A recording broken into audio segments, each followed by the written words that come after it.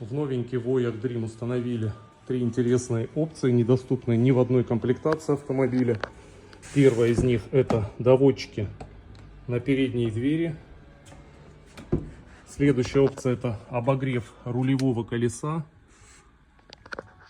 И последняя интересная опция — это оригинальный рейндж-роверовский холодильник в консоль между передними сиденьями.